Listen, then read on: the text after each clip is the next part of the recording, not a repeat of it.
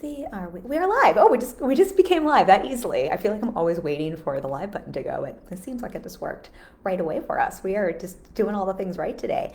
Happy Tuesday for the last time, besties and bosses, because next week we move to our new time on Wednesdays at 1 p.m. Eastern, which is, what is that? Is that 10 a.m. Pacific? So just a reminder, today we are live at obviously our normal time that we've had for years, but we are switching that up next week. I know it might take a second for some of y'all to pick up on that, but we will still be going live. We will just have a new time starting next week. And I'm excited to see how that new time feels. It's gonna be a completely different part of the day. So we'll see how I'm doing. I think I'm usually on like my second coffee then. So I might be extra amped up. We'll have to see how that goes. But mark that in your calendars. And then we have a new masterclass that I'll announce next week for y'all. And that will also be on Wednesday, but we'll start that a little earlier. I think we'll start that at noon. It's on the 31st of this month so that we can have enough time to dig into everything before my client calls. But today we are going to talk marketing predictions for 2024. And before we do, as a reminder, I love having you here. I love having a conversation. So if you're here and you're live, please say hi. And we are giving away a copy to my self-study course, Content That Stands Out and Sells. This is an older self-study course I created, but it's one of those courses that just has all the foundational principles for content. It's not like how to make a reel or what's trending today. It's really what are the foundational principles for creating content. And I think it's really timeless. So I think it's a great one. I've had clients take that before hiring me, and I literally had someone who took that, made some tweaks to their content, and went on to make 10K a month. So I think it's just a good, like, get your basics for content and goes over some really great pillars there. So you'll be entered to win that. We always pick one winner if you're here live with me, because we like to bribe you to have you with me. And I think that's the only thing we have to share. So let's dive into, I want to jump right in because we've got 5, and I always like to give lots of context and nuance for this. If you're on my email list, or if you saw the blurb for this, I said I'd be wearing my wide-legged jeans because I'm not always on trend for what's in trend. I just figured out wide leg pants are in and skinny jeans are out, but apparently I did a poll on my Instagram account and it was 100%. It was the poll I've had the most responses from, and it was 100%. Everyone said that skinny jeans are not out. They're still in for 2024. So I actually feel like I just never went out of trend, but I just got wide leg pants and I said I'd wear them today because we're talking about trends, and I'm wearing my wide leg pants. Can't see them. But what I said in the email, I think this is just important to preface. Obviously, these are my predictions.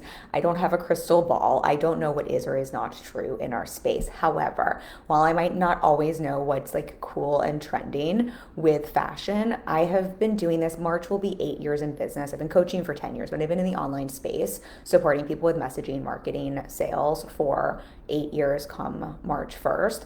And I am not only working with one-on-one clients in all sorts of service-driven industries and on multiple platforms. I'm seeing behind the scenes of their businesses. I'm in multiple masterminds where I'm seeing the behind the scenes of their businesses and what's working. And it's also just something that I'm constantly studying. So again, I don't have a crystal ball, but marketing is one of the things I geek out around. So I do think it's fair to say that these predictions, I didn't just pull them out of my behind. I also made a point, I wrote a post on this a little earlier. I'm just prefacing this because I think it's helpful before we dive in to understand where this is coming from. I wrote a post over the holidays that we shared, I think last week, on my 5 predictions. We're going to dive into those deeper basically today. And I wrote that post intentionally before listening to everyone's content around predictions for 2024, because I know as soon as that happens, it's just so easy to hear other people's predictions, which are totally valid. But what I really wanted to do was take a look at my business, my clients' businesses, my peers' businesses, like what I've truly seen over the last year and what I truly believe is working or going to continue to work. So these were decided upon and written, I don't know, sometime over the holidays, and we shared that last week very intentionally because I wanted to come from that place where I was really looking at what I see to be true. So again, I don't have a crystal ball. What might be true for my clients and my business might not be true for you, but I do think these are some overall principles that are not going to hurt you, but just so you understand where these are coming from, that feels important to speak to. So I came up with five. There's a bonus six, but there are five predictions I have. And what I want to do, because I did write a post on this so that we're not just like regurgitating the post, I'm going to go through these predictions and then I will share a little bit more nuance in terms of what I mean by this. And I'll share either some nuance around what this means for you or how I've seen this play out either in my business or a client or peer's business so that you can really understand how to apply that to your business. Because I think sometimes we hear things like this and it's like, I don't know, it's like easy, it like makes sense as a concept, but in practicality or in practice, putting into action isn't always that clear. Or what I see a lot as a one-on-one coach is how easy it is to think we're making a change, but we're really just doing more of the same. I'm sure I've used this example with y'all before, but when I was acting, one of the biggest things they would say about actors is that actors and actresses suck at taking direction. And what they meant by that, and the reason they would say that is you would audition for a role or be on set and a director would give an actor or actress direction, meaning an adjustment.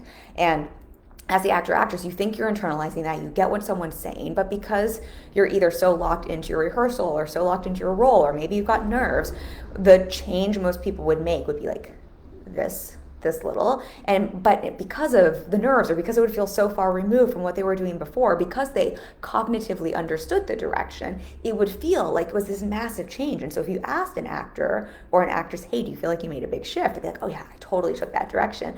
But then if you watched it back on tape, or if you ask the director, you would see it really looked exactly like what they did 2 minutes before in the last take. And I think this can happen in business as well. Sometimes, and this isn't to call anyone out, I think this is just human nature. I think this is why having one-on-one support is invaluable, because sometimes we get a direction or we hear a marketing prediction or we hear something that we want to lean into and we think we're taking that direction. We think we're making that shift and it feels like we are because we understand it or because we've move through some discomfort to make that shift. But when in actuality, can I say the word there? The shift is so micro, it's not making an actual difference. And the reason I share this is because then it's really easy to be like, oh, well, that didn't work for me. When sometimes it's just that you haven't leaned far enough into whatever it is you want to shift or change or upgrade there. Hopefully that makes sense. So I think that's why it might be helpful for me to give you a couple examples, break this down a little bit so you can have a little bit more of just some context and nuance around these. Okay, let us jump in. This was my other caveat I wanted to say. So again, these are my predictions. I don't have a crystal ball. So my invitation for you, listen to these. See which of these, as we're going through them, where is the opportunity in your business? What feels the easiest? What feels the most exciting? What feels like the thing you want to lean into? And then how can you go out and play and test and have some fun with this, but also see, like, are you making the change or not? How is that impacting your marketing? So I want you to take that mindset that this is, playful testing, energy to it, but really to let yourself choose. You don't have to do all of them, but to choose something and then to lean into implementing, but also seeing how that's affecting your marketing, because your business, again, is going to be different than everybody else's. Okay. So the first one here, the first prediction I have, and I think I've been talking about this probably since last year, but I just really think this one is so true. And I think this one can be challenging for some people and it's like the easiest thing for others. But I really suspect we are going to see an even bigger swing towards personalization. And let me explain what I mean by this. But when I say personalization, at the end of the day, what I mean by that is we're going to see just the marketing that where you are showing up to let someone get to know you as a human or you as a brand and let them in and let them see you, I think is just going to be the marketing we are going to see blow up. I already think it's what we were trending towards. I think it has been for a while. When we think about Instagram, when stories came around, stories were essentially our reality TV on social media. So I think this has always been the case, but I think we're really, really, especially because of AI and ChatGPT, and I mean, I think we're also going to see a swing probably as a prediction towards more of that. But because of that, I think there is just such a craving. I also think post-COVID, we just have that, we're humans, we're wired for connection, but I think there's just more of that need and that craving for the personalization. I have a client, I just had a call with her today, and we were celebrating. She had a first-time launch, and her goal was to sell 5 people into her program, and she sold 27 in her first-time launch, which is just, I mean, she's a unicorn. it's just like, it blew my mind. I was like, we were cracking up on the call. Such a celebration. But one of the things I told her that I almost didn't want to share this, because then everyone's going to hear this and be like, oh, I don't have to do conversion events anymore. But what is really interesting is this was not only a first time launch with a brand new offer that didn't have social proof, that didn't have, an audience already backed into it. Because I think a first time launch, sometimes what we're just going for is seeing the launch through to the end. But she also didn't have a conversion event. And I was like, I'm so mindful that I don't want to say that and then have everyone run off and think, oh, we don't need conversion events to be able to sell anymore. So that is not the point I want you to walk away with. What I want you to understand is one of the reasons she was able to have a first time launch and fill in 20 or sell 27 spots, even though there was a social proof for this offer, no one had ever heard about it before, she didn't run a conversion event, is she is genius at bringing personalization to her content. We were talking about this on our call. I mean, there's other factors as well. Again, I'm never going to say it's one thing, but when we're talking about marketing trends, I've just seen through clients who are willing to bring that in. And when I say she's a genius at this, she is just so great at bringing down the walls and really allowing people to see her and get to know her. And people reach out to her and people want to buy, yes, because she has a great offer, but also because they fall in love with her and want to work with her. That is what I like. And that when I said this one, I was like, some people are going to love this and some people are going to hate this one. And you don't have to lean into all of these marketing predictions, but I do think this is one we are just going to see more in 2024. The marketers, the business owners, you're a marketer if you're a business owner, who are just willing to take down their guard and take down some of the veneer and to allow people to see more of them, are going to be the people that pop and blow up. And again, I think for some of these predictions, for every example, there's going to be a counter example. So I don't think this is the only way. Like we were just saying, there's going to be AI generated accounts. So like both things can be true here.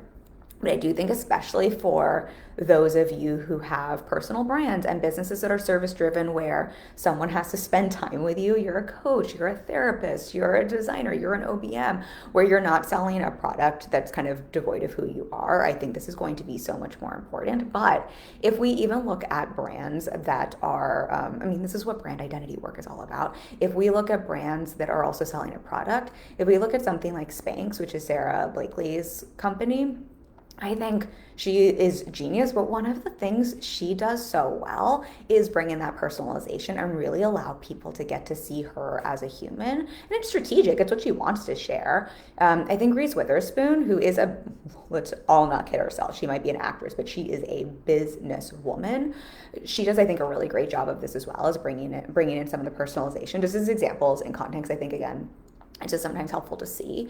And I think why this works, yes, I think with a world of AI, because there's just going to be more and more AI generated content, accounts, bots, all of that, this becomes that much more important. I think post-COVID, we're always craving connection. I think it becomes that much more important. But I think it's just also helpful to remember, like, we're all just like kind of like, a couple things are true. Like, we're nosy people. Like, why do you think reality TV blew up? When did it blow up? Like in the 80s? Because we're just nosy. We just want to see who other people are.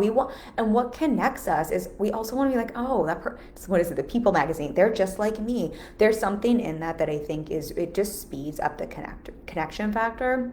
I think we also just had such a mistrust in our industry last year, and we've had such a correction around that I think people are just so over the people that feel like they're on a pedestal, or that are so behind glossy only content where they feel like they can't understand or know who they are, or they're just like talking at them. I think we're just like, how do we break the third wall or fourth wall, whatever the saying is there.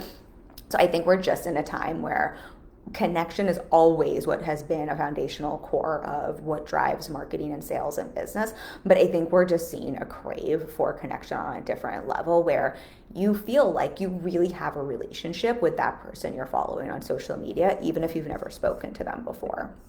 So that is our first one. Just see. Nope. Okay. Just wanted to make sure y'all didn't have any questions, but throw them at me. I'm also curious as we're going through this, and you don't have to share, but if we're watching now or on the replay, as I'm going through these, let me know if you've seen this to be true in your marketing or for any of your clients. I think it's just so helpful, because the more we're having these conversations, right, the easier it is for everyone. I want everyone to win in this group. And so the more we know it's working, the easier it is to lean into this, because I do think there was a time where what was really working was a little less personalization. It was more like the how-to content. It was a little bit more like professional, in air quotes. So I think this is just helpful, I think, for everyone to hear so people know what to lean into and what's just really working. Okay, so the next one, when I wrote the post, I think I wrote this one where I'm like, I don't know if this is a prediction or just what I really want, but I actually have plenty of evidence that this is what I'm seeing work really well. But I'm calling this I said what I said content. And what I mean by that is content that's unfiltered. I think this is similar to the personalization. I think it's a very different thing, but in terms of why I think this is working so well, I think people are just so over seeing someone like this and then finding out they're not walking their talk, or they believe something completely different, or they've like watered down their truth. I think we're in just such a time where it's like the word spicy has become popular, right? People write spicy content. I think we're just in a time where we're like craving people just to be direct and to be truthful and to be unfiltered. And so I think that content where it's just like, I said what I said, this is what I think, like this is what I'm saying, I think that is really going to be the type of content that blows up. And I think it's also, and this is, I think, more just what I'm personally hoping for our industry overall. I think we have come a long way in our industry, and I think there's also still, well, not as a society, I think there's just still so much good girl and good boy conditioning that, and just like what's polite and what's nice. And I think we're just in such a time where people are just so ready to say F what's polite, and I think the opposite of polite is then not to be rude or mean to people or an asshat. I think what we're really leaning into with I said what I said content is it's honest, it's direct, it's unfiltered. And I want you to hear that, because I think we can hear I said what I said content, and the pendulum can swing from good girl, polite, shrinking back, playing small, just saying what we think people want to hear, just saying the nice thing, and think that the complete opposite is then, being super loud and brazen and just hurting people's feelings or saying things that are inappropriate. And I think there's a huge chasm between the two. I think I said what I said is just moving us out of the small, shrunken, polite, like basically filtered content.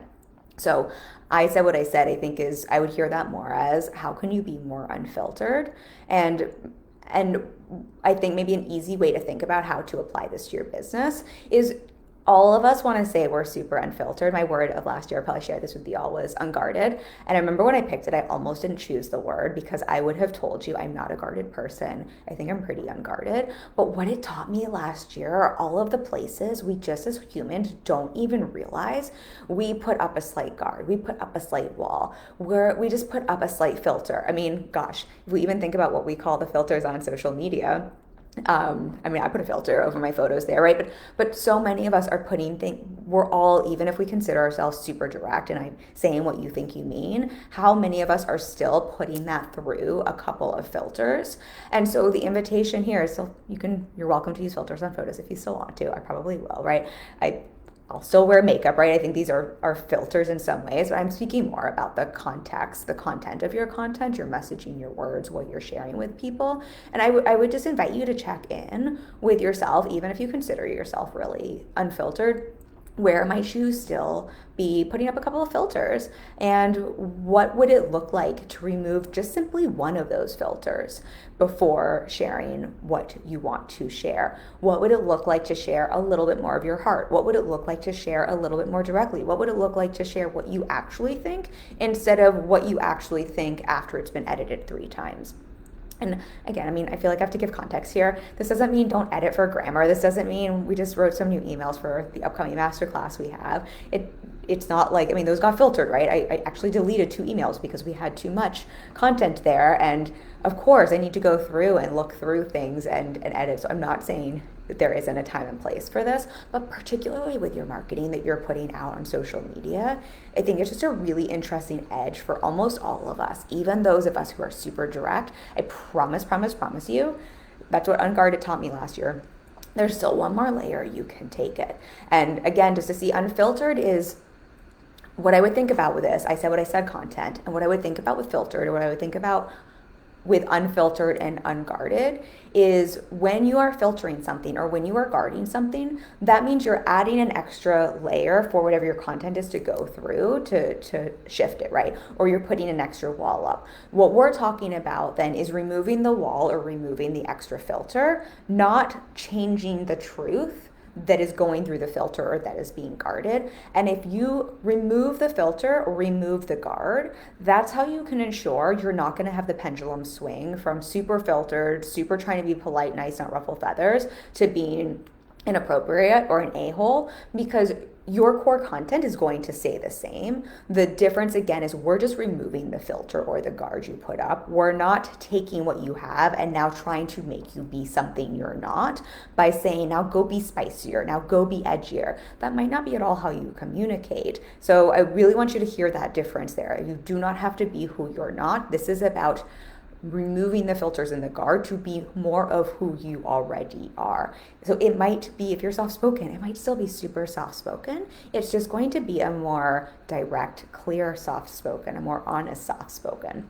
Hopefully that nuance makes sense there, because I know this is one that can get swung around. But I was going to share client examples with these. I have a client who hired me recently for an intensive, and she was in a bit of a sales rut last year, and her sales revenue had declined. And one of the big things we worked on and lead into is essentially this, of her leaning into I said what I said content, and I think, and messaging, and just kind of rebranding that way. And I think what's interesting with this is everything that I said what I said is it's exactly who she is. We didn't have her pretend to be something she's not. It was more just we removed the filters and the guard and are creating space for her to say what she says.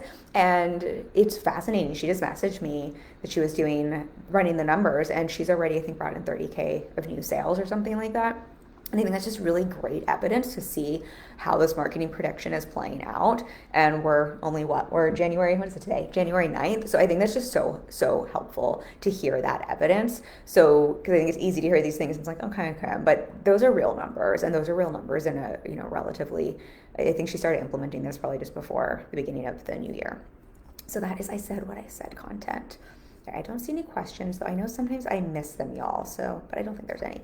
But let me know if you have any. Okay, let's go into the next one. So my third prediction here is that strategic vulnerability is, and these are all, I think you're seeing, these are all flavors of similar things here. I mean, there's only so many different ways we can talk about marketing, but I do think strategic vulnerability, I'm going to really break this one down, is going to be content and marketing that wins in 2024 and that can blow up your business. And what I mean by strategic vulnerability is, I think vulnerability has always, we talked about this on another live stream. I've sprinkled this one in, but I want to break this down a little bit more. This isn't new stuff that I'm sharing with you. I know I was sharing these predictions last year, but this one in particular, I think it's confused. Sharing vulnerably has always been something that has worked in marketing. That just works. We are humans. We connect that way.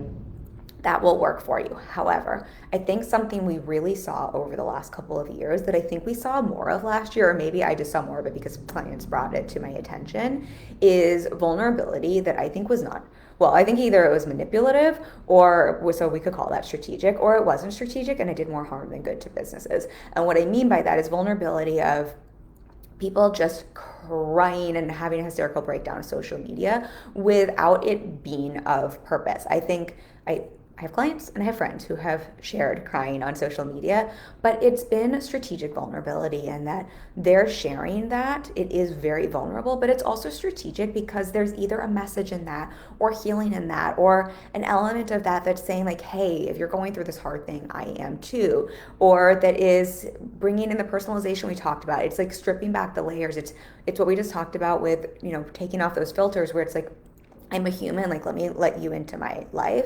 But it's strategic in that they're sharing that when they've already healed what they're crying about, when they've already solved the problem, when they're already in a place where they're able to be either of support or have a lesson from that or have a message to share around it or something that is of value to the person who's consuming it. I think where it stops being strategic, so I don't want you to hear this and think this means I have to be super calculating and I can't, that's the opposite of vulnerability, Kim. But I think where this stops being so strategic, we have to remember we're still business owners.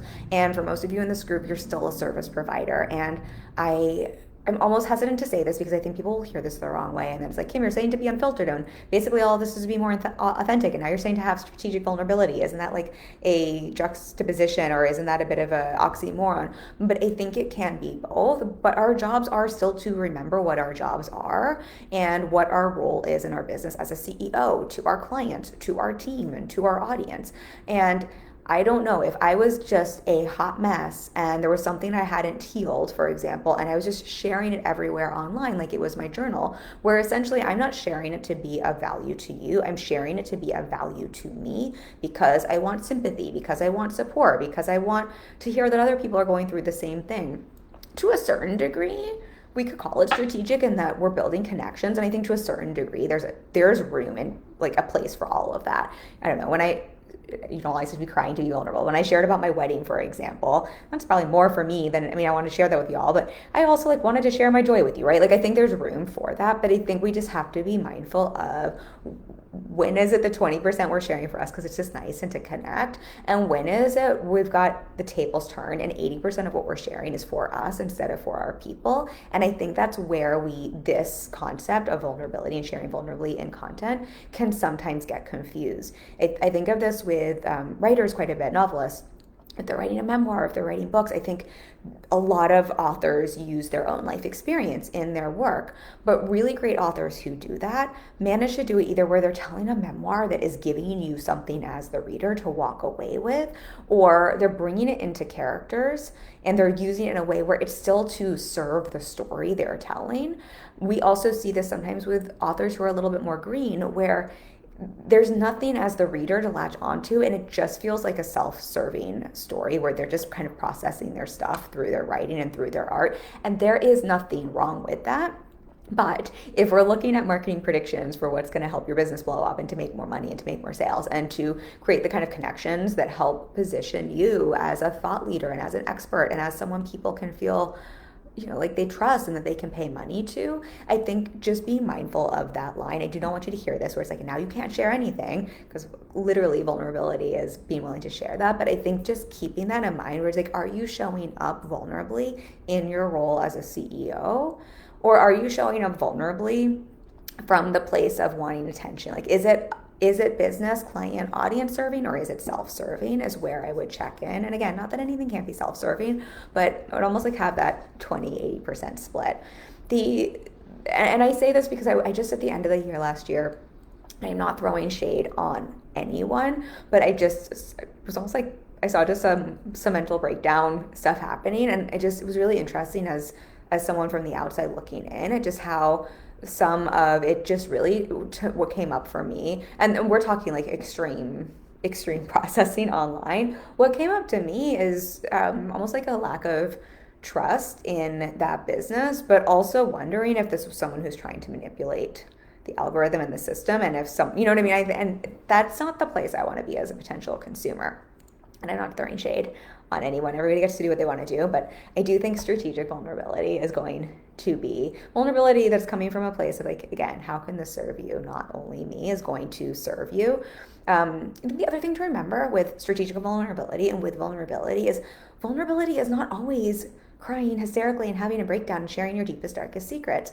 And sometimes it is sharing the good stuff. Sometimes it's sharing the wins. I will say some of my more vulnerable content for me to share is when I talk about the money I make, or when I talk about my client wins. I don't share a lot of the hard stuff, the trauma I've been through, for example. I would have no problem sharing that if someone had questions around that I wanted to ask. I often share with clients if it's relevant and if it's serving them. I've healed and done work around that, so I'm very happy to share those things and will when it's relevant. I just think most of the time that's just not relevant to my business, to my work. And I'm happy to be an open book, but it's just not as serving, whereas some of the other things that are more vulnerable for me to share are. So I think just remembering that when we talk about strategic vulnerability, our brains, I think, just always hear like share the hard thing. And what I offer for you to think about is sometimes the strategic vulnerability for you is sharing the good thing that's hard for you to share. It's, again, bringing down the filters and being willing to be a little bit more open. And for a lot of you, it's going to probably be more things in that arena that is the type of strategic vulnerability that's going to serve your marketing. That being said, I'll also, so I'll use myself as an example. I do think just even sharing vulnerably more things. Like we did a live stream last year around like the three mindset things blocks I had to, I don't like the term blocks, but that I had to work through to make my first, like, 10K month or six figures we were talking about. I'd pulled out my old coaching journals and pulled those things up, and I've been sharing more content like that from sort of like my early years in business into some of the stuff I've had to work through. I think that is strategic vulnerability, and that, like, that's vulnerable for me to share. I mean, it's a lot nicer to be like, yeah, everything was always just super easy for me. I don't find it particularly hard to share that stuff because I think it's helpful to be an open book. But in terms of strategic vulnerability, I think that's a great example because I think it's actually very helpful in serving for you to hear, this is the stuff I had to work through, in case you can recognize it in yourself. Or also, like, I wasn't an overnight success. So if you're not either, like, you don't need to be. Like, there's all of this stuff can shift for you, and it can shift much quicker than it did for me. So it's easy for me to see, even though that feels a little vulnerable, and it is a little vulnerable and personal, I think there's such a purpose to it. And I think it's very serving in that way. And in that way, I think it is strategic vulnerability. And I know from hearing from some of you how helpful that is. So I've had that feedback that that kind of content is very serving. I think that makes sense. But if you have a question, let me know. I'm going to jump into the other two. So we're going to keep this live on time today. Okay, so the fourth prediction here, and I'm so glad I wrote this in advance because I've censored other people talking about this. So it's been confirmed because when I first wrote this one, which is long form content, in my actual post that I wrote, I think I said I don't have a ton to back this up. I've heard a few whispers around this, but since originally writing the post that this live stream is based on, I've heard this from quite a few people. So I actually feel really great backing this one up as not just me saying, this is a hunch, I've heard a few whispers. I was going to give you the context as to why I think this is true, but I've now heard this from multiple other sources that long form content is going to be a marketing trend prediction for what's working really well in 2024. So I think that's fun to hear that confirmed. I think a couple things here. I think what's important to remember, and what I wrote in that original post, is I don't think this means short form content is out. I think short form content will continue to be in, and people who can execute short form content well will win. I think about this from when I worked in advertising. If you don't know, I spent a couple years working in advertising I represented directors. And what I find fascinating about advertising is sometimes in the creative world, because I spent 10 years acting and I did more indie films and stuff, but I also did 12 commercials. Sometimes in the creative world, it's almost like commercials are like the lowbrow form of content, where it's like film, like historically was like the premium. I think even TV was considered like, kind of, I think it's so good now, but like there was like almost a hierarchy. And what I really, really believe to be true, and what I have seen working in advertising, and I think it's what's true now, is I think it takes such a skill set to be able to tell a story and to market something in a short, succinct amount of time. It's not my strength, as y'all know. I tend to be on the long form content. I got you covered. Short form is definitely my edge that I'm honing this year. But I think it takes such a skill set because you don't have a lot of time to get your message across, your story across, your sales across, and you have to do so in a way that grabs and captures someone's attention, but that is also getting across what you want to get across.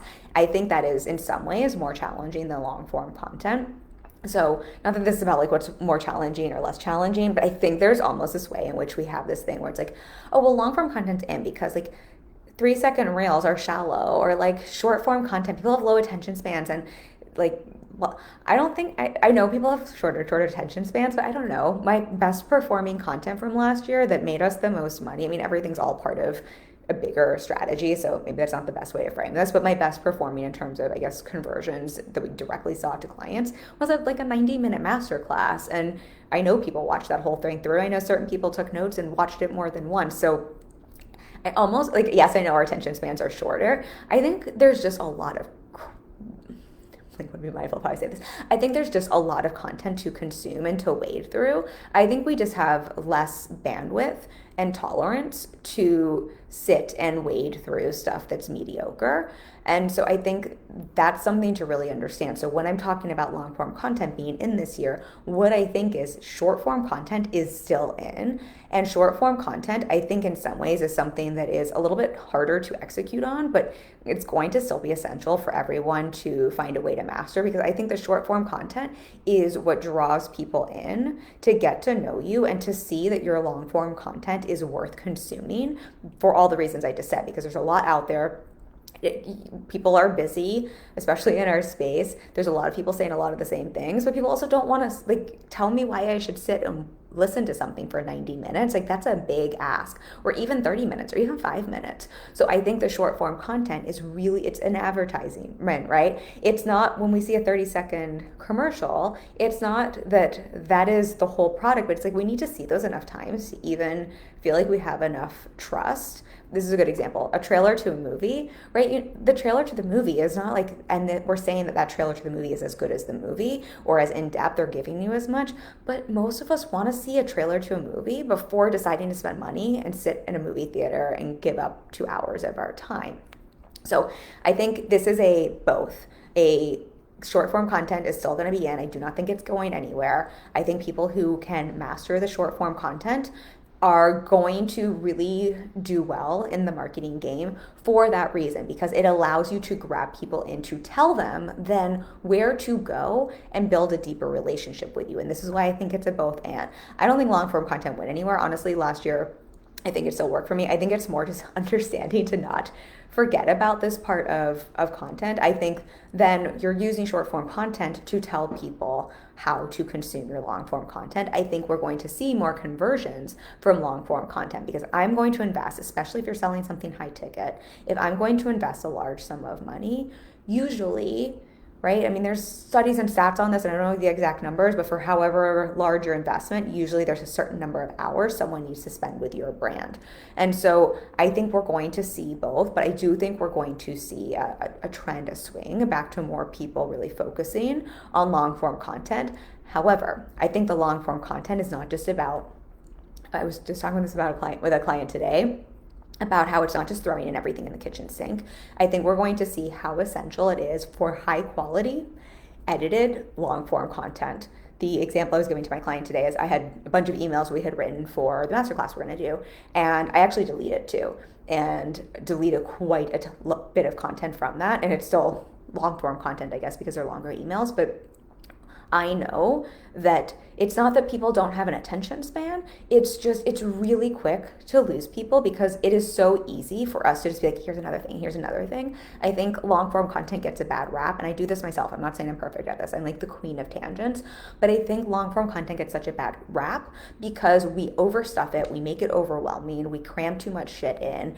We feel insecure. So we like throw in 5 more things. If we have a program or a course, right? It's like, how do I put as many modules in there as possible? I think that's why long form content gets a rap. And so I think edited long form content, meaning it can be live like this, but where you're clear and working on being concise and giving people what they need, but not stuffing it with more, is what's really going to win. And long form content that is of high quality. So even if you're doing less of it, that's really high quality for all the reasons we just talked about. People have a lot of options. We are not back in, I don't know, when in the online space start 10, 20 years ago, right? When there weren't as many options. It is like turning on your Netflix, right? People have just endless amounts of content to choose from.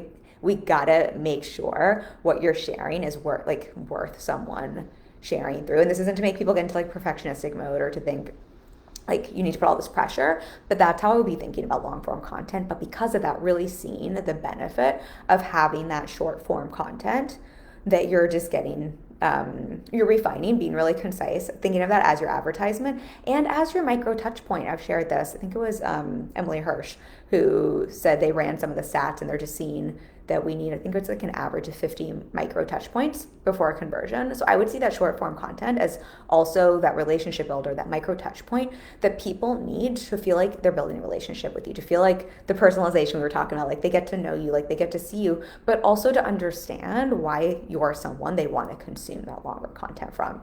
I do think we're going to see a swing back towards this. I've heard some rumors about longer form reels. I'm sure we could just look at TikTok. I'm actually not on TikTok, but whatever TikTok is doing, we can imagine is going to come over to Instagram.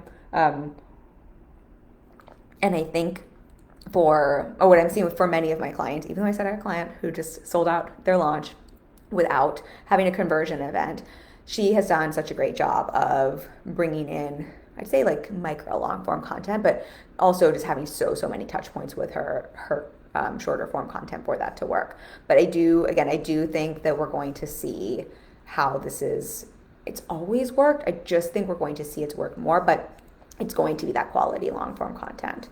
Okay, was that? Oh no, okay. Two more. So one more, and then I've got an overall like tie this in a bow bonus prediction. So my fifth prediction here is, I called it less polished, more real. I think this is in line with everything we're talking about, but it's just a slightly different nuance. I think that this one is really coming from, the reason I have this prediction is I think this is all of what we saw last year. I think we're just seeing what started to work last year and what we're just going to be craving more in 2024. I think we just had so many more, what's the way I want to say this? So many more disappointing situations in our industry where we saw what happened when people weren't transparent. And between seeing this in reality shows around our industry or seeing this literally in our space with people who are, I mean, just all the shit that went down in our space. And I think it was a bit of a reckoning that I think is needed, and a correction that was needed. But I think because of that, I think people always crave transparency, but I think it has just been amplified. And I think the want for transparency is so big. And I think that's why the personalization is important. But I think less polished, more real is also just going to be that much more of what we see really work in marketing this year.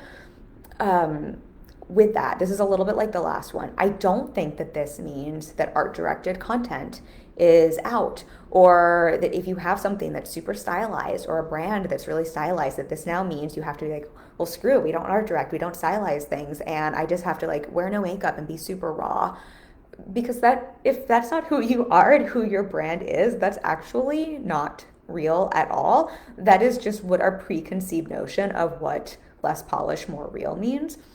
So I think we really want to understand what this concept means. This is more people want to see who you are. And I think if you do have a brand that is maybe a little, because there's just certain brands that come to mind that I know are just more art directed. I have a couple clients who come to mind who are designers, and like that's just their aesthetic. And so there is just a little bit more polished to what they're doing.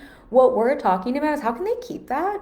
Right? This isn't like suddenly now change your brand and like what you stand for and what you do. And I don't know, I'll use myself as an example. I'm someone who, I wear makeup every day. I don't wear a ton, but I wear makeup every day. Even when I work at home in my yoga pants, I always get like properly dressed. So it would be weird if I suddenly stopped doing that to like seem like I was more real. To me, that's the opposite of authentic. However, maybe using myself as an example is great. What I'm looking at and what I'm looking at with clients is where are just the places that, if anything, we can just show certain things that have less polish. Is that one of my clients showed the behind the scenes of one of their processes. So they have something that's very polished, but they just also let people in to see what it looked like before it was polished, right? Just to see more of that real. I don't know if this is the best example. I don't even know that I really want to give a word like makeup. No makeup is the thing that's like less polished, more real. But using myself as an example, if I have something I really want to say and I've just come from the gym, right? I've just been more like, let me just hop on an Instagram story, or let me I'm trying to think of let me just riff on something instead of like it needing to be super edited and super like pre-thought out. So I think just remembering less polished, more real, it's more just how can we show people those thin slices of what either the process is, but also just thin slices of your everyday life that are a little bit more like, yeah, this is just like who I am, what I do. And I do think this and personalization kind of cross over, but I think personalization can also be more like telling a story or letting people into aspects of who you are. And I think this can be a little bit more of helping people see more of the process, more of what something looks like before it's finally like all done, more of like letting people in behind the scenes is maybe how I would think about this one.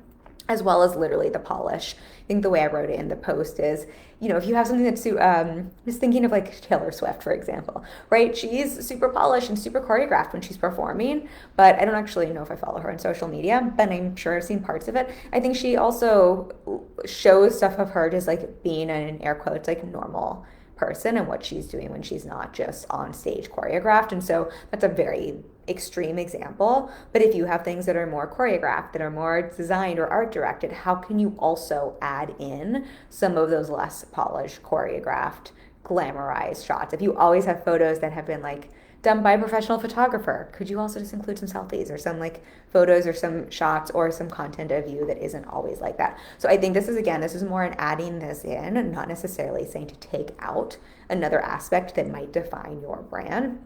I mean, permission to totally switch it up, but I would think of this more as how can you be more transparent? And remember, this also isn't just visuals. This can also be through your content or when you're talking about your work. I think there's something that's like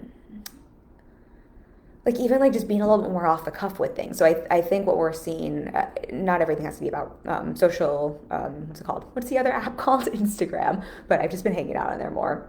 And we're seeing more talking heads to camera. I think even that's a great example where what we're seeing, or what I've just seen from a few people is working well, is it's just a little bit more off the cuff. It's a little more like just jumping right to the point. It's a little more just like, here I am in my everyday, not something that's, I think in the past people would have like gotten a videographer or maybe like memorized a script, right? So less polished, more real can also be in the delivery of or what you're sharing. And if anything, I think for most of us, I think about this with my podcast.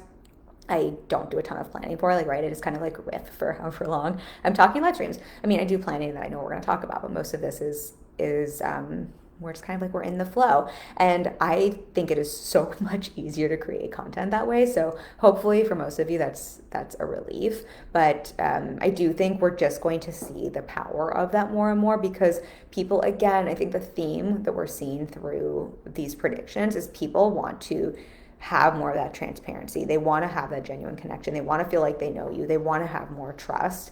We're also voyeuristic, right? We want to just see a little bit behind the scenes. And I think that stuff just always works. I think it's just given, we've talked about this in so many different ways over the last couple of months, so I won't repeat all that, but I think just given all of the different factors we've seen between, it being post-COVID, it being so crowded in our online space, the economy, the industry mistrust, right? I think these are all just reasons we are going to see this.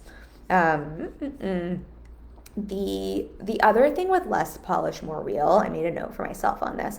I think the other piece with that I think we're really going to see, that I really predict, is the business owners and marketers who are willing to take themselves off the pedestal and not be too cool or too good for anything, I think are just going to win in the game of business and marketing. I think we are so over that after everything we saw last year and the last couple of years. But I think we're also just, I think that's also in terms of less polished, more real. I think consumers, buyers, people who are investing in your products and services are just craving someone who is not acting like they're too good for anything in their business or too cool. And that can mean so many different things, right? That can mean too cool to sell or too good to answer your DM or to hop on a call with you. This does not mean don't have boundaries. This does not mean do stuff that you don't want to do or that's out of alignment or integrity. But I do think there's an element of last year, I think we saw some marketing where it was a little bit like too cool for school. I'm up on a pedestal. This is all the shit I don't have to do and I won't do and I'm not willing to do. And I think we're just going to see the pendulum swing on that more, where it's like, I'm willing to do this. This is the stuff I do. Let me let you in behind the scenes, but also like, I'm so willing to just be a human who's running a business as opposed to some like guru on a pedestal. And I think we're just, I'll speak for myself. I'm definitely over that. But I think most of us, like, I think that is fully out. And I think really being able to communicate that will also be helpful for your people. All right, one more. We have a really weird lag, so hopefully I'm not missing your questions, but I don't think I am. So funny. Facebook. So interesting. Okay, one last thought here that I will close on. This is I think we talked about this maybe briefly not in my hair, in last week's lives when we were talking about the mindsets I'm taking into 2024. But this is just the bonus that thought I'd share, that I think I shared in the post as well, for the marketing prediction for 2024. And that is, I think we're just going to see even more of a do less better strategy mentality work. And this is what I was sharing just a little bit ago when we were talking about the long form content. What I mean by this is, I think it is the content that is more in depth, that is honestly just better quality, that's just better, that is going to win. So I think it's everything we're talking about here, but I think it is really, we are in a season where it's not just how much like shit can you crank out, it's do less better. And if that means, I was just talking about this with a client today. I think someone had suggested she put out like 12 posts per week. And look, in many ways, the algorithm won't punish you for that. So if you have 12 posts per week in you that are high quality, that are good, have at it. That's what I said to her. But most people, especially those of you who are service providers, who actually are in client delivery all day long, that's just not something that's sustainable for the long term. Again, have at it if you want to do it. I think there's also times for sprints like that. And I think there's also times where, especially if you're learning a new skill set with content, that can be really beneficial because it speeds up the learning process for you. So I'm by no means making that wrong if you're doing that. And I don't think that advice is necessarily wrong. And I think right now, again, the algorithm won't punish you for that, and it can help you have quicker growth. So if you have the time and bandwidth, have at it. But even with that, I would really focus on, if you're doing that, less about how can I crank out 12 posts, if we're using that as an example, but how can I really focus on putting out stuff that's good, because that is what is actually going to be the needle mover and the difference maker, because there's just so much out there. And there's so many people saying the same thing. And the trend right now for a lot of content is using similar hooks and similar, setups and all of that. So it's just that much more difficult to, I think, differentiate yourself online. So I would say do less better and focus on a couple quality posts. And if you can do more, that's great. But I would focus on the quality. And this is almost like taking us into a tangent, but I think with that also really being mindful, because of what the trends are in our space, of not falling into the trap of just doing what's trendy, because that, I think this is where long form content comes in, and why I think that's gonna be so beneficial. It will start to make it hard to differentiate yourself if everything you're doing is exactly like what everybody else is doing. I'm mindful, the reason I'm pausing to think about this is I know one of the traps I can get into is I will almost make things harder for myself in content, because if I see someone doing something and I see something working, I'm almost like, well, I don't want to do the same thing as them. Like, how can I reinvent the wheel and make it harder for myself? But really, because I just want to make sure I'm bringing my own spin to things. And I think that's really beneficial, because I always want to have, even with this live stream, I've since heard some of my ideas in other people's content. And I'm like, oh, do I still want to share this? Which is why I want to preface that I came up with this beforehand. But I think that can also be, for me, that's something like a way I can get in my own way, which is why I want to be mindful here as I'm sharing this. So I don't want you to hear what I'm saying about making sure you differentiate yourself and bring yourself to your content, where suddenly you have the pendulum swing and it's like now you have to do almost like the things that aren't working just so you can be different, because I do think that can be a form of sabotage. And if that is you, like I get where that comes from.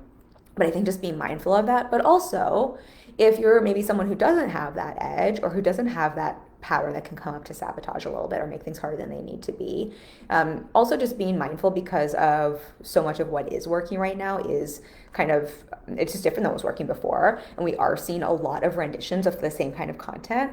I would really invite you, this is where doing less better comes in, to be mindful that you're not just creating a carbon copy with a few words change of the same. I saw someone's post, oh gosh, I don't even remember who it was, on Instagram, but it was sort of the gist of it was along the lines of, like, in college we call this plagiarism, in Instagram we call this creating reels.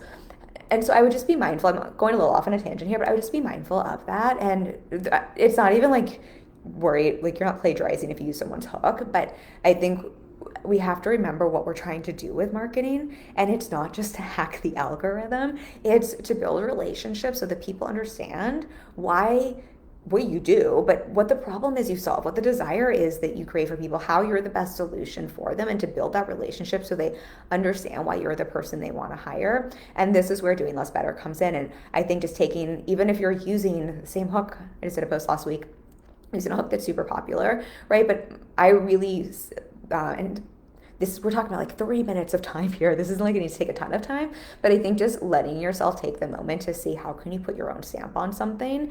And I think that's also what we're talking about, do less better. And so if that means instead of cranking out 12 posts because you just kind of copied and pasted something, or 12 reels, or 12 podcasts, or whatever that is, because you kind of phoned it in, just to be a little more intentional. And I would say not only being intentional, but just looking for where are those opportunities to bring you in. This is where the personalization comes back in. This is one of the reasons I think personalization is going to be so key this year. And I think that's like, these are just things I would be thinking about. I feel like I wanted to say one other thing with this. This is the other thing. The other with do less better. This is something I really focused on last year, and a couple thoughts, and then I'll wrap this up. But one, this is something my coach said to me, and I was like, all right. She said to me at one point, she's like, don't forget to do less better. You have to first do less. And this is when I had added on a second podcast episode last year, and we decided to cut it back because we weren't seeing a difference in terms of conversions, and it was just doing more, probably the same. And I do think, I don't know, I've had a couple people reflect that the podcast has like gotten even better, and it's probably because I'm doing less better. And so I think just remember with this concept, I think for most of you who are high achievers, it's just so easy to hear this and be like, yeah, I'm going to do less better this year. And then just to do more, especially when you're hearing that the algorithm isn't punishing you if you post more, especially if someone's telling you to post 12 times a week or 14 times a week or 2 times a day or whatever that is. And again, if you have the time and bandwidth for that, especially if you're starting in business and you don't have a ton of clients you're serving, there are times for that. I'm not knocking that or saying that that will not speed up your growth, your learning process, help you to get better faster, and also help you grow your audience and your lead generation faster. But, check in with where you're at in business. But I think overall with this, remembering to do less better, you have to first do less, I think is just such a helpful reminder. And with this, again, what this is really about is the and do better part. And I want to be mindful, because I don't want what I'm saying here is to feel like it puts pressure on anyone. But I don't know how else to say this, but to say this, what I saw last year and is what I really see as a prediction for this year is our audiences are more discerning than ever. There's just not room for mediocre anymore. And I'm so mindful of how I want to say this. I really want to make sure, because I know on the other side, I encourage my clients to aim for mad, just like put stuff out there and just to get into action. I know how much hearing something like that can almost trigger perfectionism for people and have you stop from holding back. So that's not what I want you to hear. I want you to show up and to run at things and to do things imperfectly. If anything, the people want real and not the polished, is like be imperfect, be messy.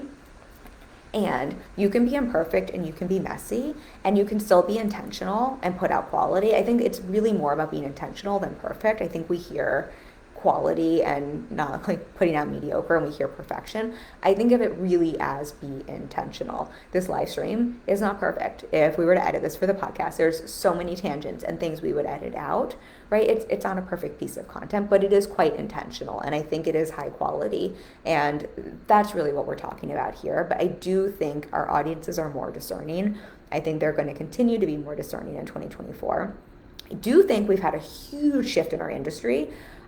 Just the first 9 days of the year, my clients are blowing the F up, and it's